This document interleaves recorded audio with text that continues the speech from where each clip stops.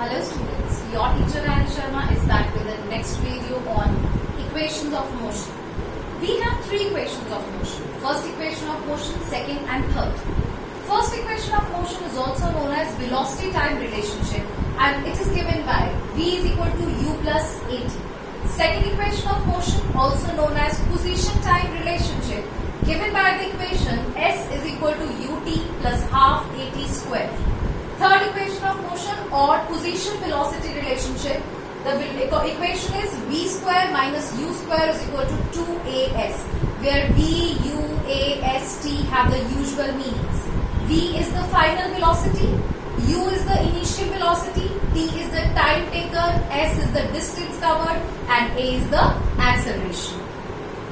If we see these three equations, we have V, U, A, T and S, 5 variables in all the three equations.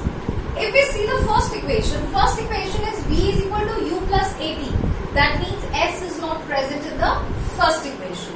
If we talk of second equation, it is S is equal to UT plus half AT square. What is missing?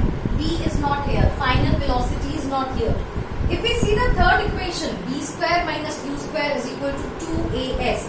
In this equation, what is missing? T is missing. Right? So the three equations of motion we will be deriving graphically. In our syllabi, we will be deriving the three equations of motion using the graph. Which graph? Velocity time graph when the object is initially not at rest. Let's see it. Now velocity time graph when the object is initially not at rest is like this. We have already done these graphs, time and velocity. ठीक है? That means this is the initial velocity. ये क्या है? ये u है. इसका मतलब O से लेकर अगर हम यहाँ तक कैलकुलेट करेंगे, this is u. यहाँ पे हमारा ग्राफ खत्म हुआ. That means this is r. This point is, जैसे हम ग्राफ में पॉइंट्स देते हैं 1, 2, 3. 1 का मतलब क्या होता है? 1 का मतलब होता है this is 1 centimeter or 1 meter away from the origin. Similarly, point 2 का मतलब क्या होता है? Point 2 का मतलब है this point 2 is 2 centimeter away from origin. ठीक है? ये पूरा यहाँ 2 है. 3 का मतलब ये है कि O से लेके 3 तक की वैल्यू 3 है. So that means if this is u, original initial velocity, then this point is u. इसकी वैल्यू u है.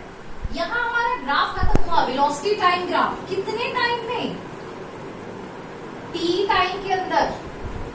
ये वैल्यू क्यों होगी? जहां पे हमारी final velocity is always v. इसका मतलब इस पॉइंट की वैल्यू है v. हम ग्राफ को नाम देते हैं o, p, q, r, n, m. आप इसको कुछ भी, you can give it any names, a, b, c, d, it is your choice. It can be a, b, c, d, e. You can give any names, it is your choice. So how will we derive the equations of motion from this graph?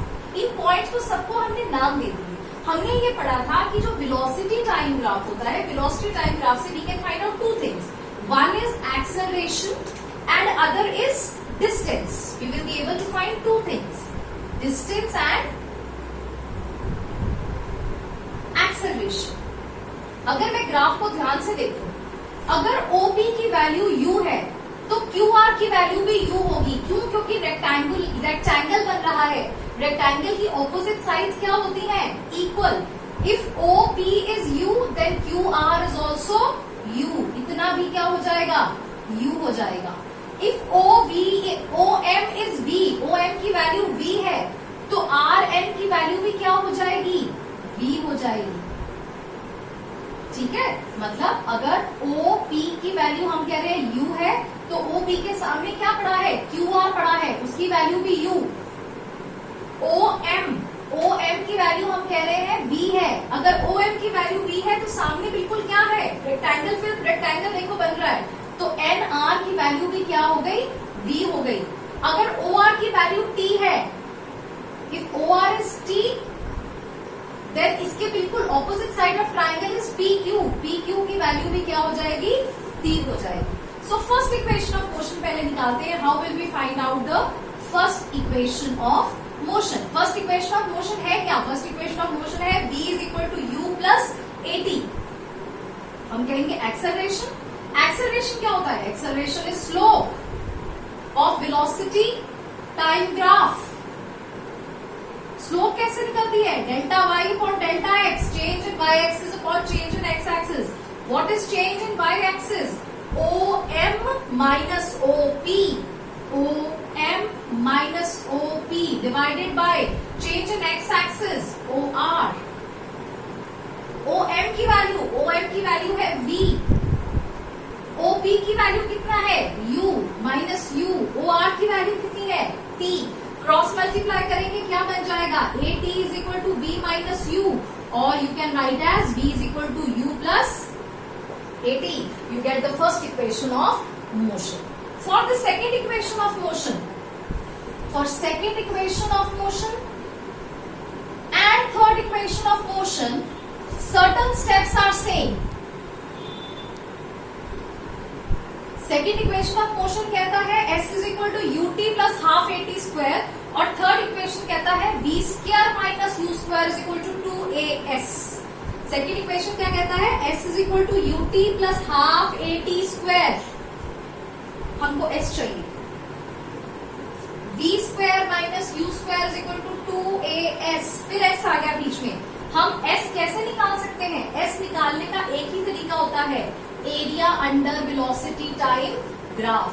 ये रहा हमारा graph, और इसके नीचे का area बन रहा है ट्रेपेजियम. कौन सा trapezium? OPNR. The trapezium is OPNR. ये सारा ट्रेपेजियम बन रहा है. इसका एरिया निकाल देंगे ट्रेपेजियम का, हमारे पास इक्वेशंस आ जाएंगे. तो S is area under velocity time graph, that is equal to area of trapezium. कौन सा ट्रेपेजियम? OPNR.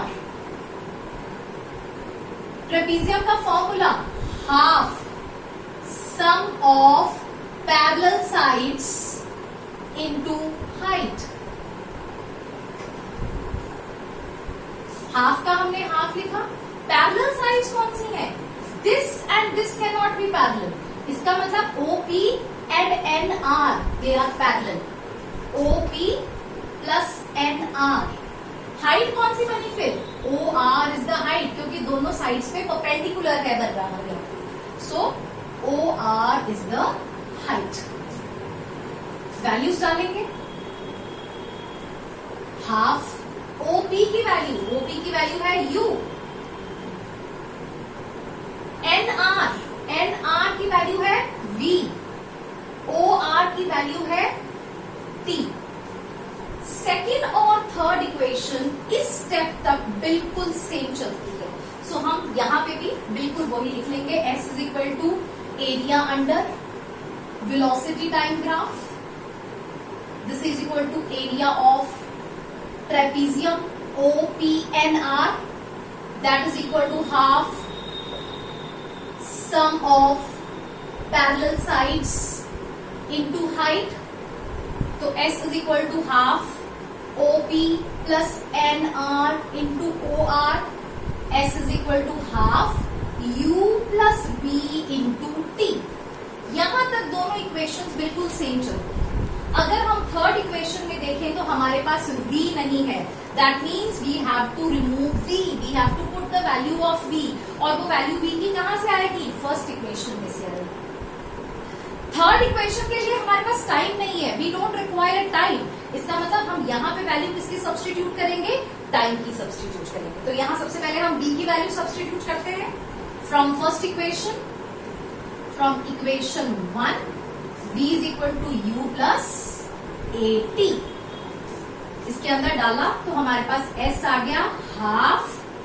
u की जगह हमने u लिखा, v की जगह हमने लिख दिया u plus at into t. s कितना आ गया? Half. u plus u is 2u plus at into t. t bracket के अंदर ले जाएंगे तो t 2u से भी मल्टीप्लाई होगा और at से भी मल्टीप्लाई होगा.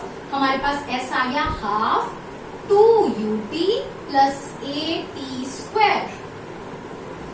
अब ये ब्रैकेट हाफ क्या है, पूरी ब्रैकेट के बाहर है, इसका मतलब हाफ इससे भी मल्टीप्लाई होगा और इससे भी मल्टीप्लाई होगा, दोनों नंबर से हाफ मल्टीप्लाई होगा। तो हमने जब ब्रैकेट खोली तो हमारे पास आ गया half 2ut plus half at square. Half और हाफ कट गया तो हमारे पास क्या रह गया, s is equal to ut plus half at square. We reached what we wanted. We reached to the point what we were expected to.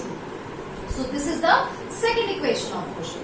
Third equation of motion क्या है, तो हम t की वैल्यू सब्स्टिट्यूट करेंगे। t की value भी कहां से सब्स्टिट्यूट करेंगे, यहीं से करेंगे, ठीक है। a is equal to b minus u upon t, t ऊपर चला जाएगा, a नीचे आ जाएगा, तो t की वैल्यू क्या हो जाएगी, b minus u upon a। अगर हम इसको ध्यान से देखें, क्रॉस मल्टीप्लाई कर लीजिए तो t की वैल्यू हो जाएगी v minus u upon a।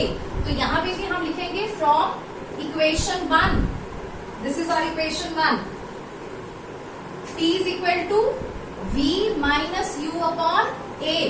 इसमें हमने क्या कर दी, सब्स्टिट्यूट की, s आ गया हाफ का half, u plus v minus u upon a।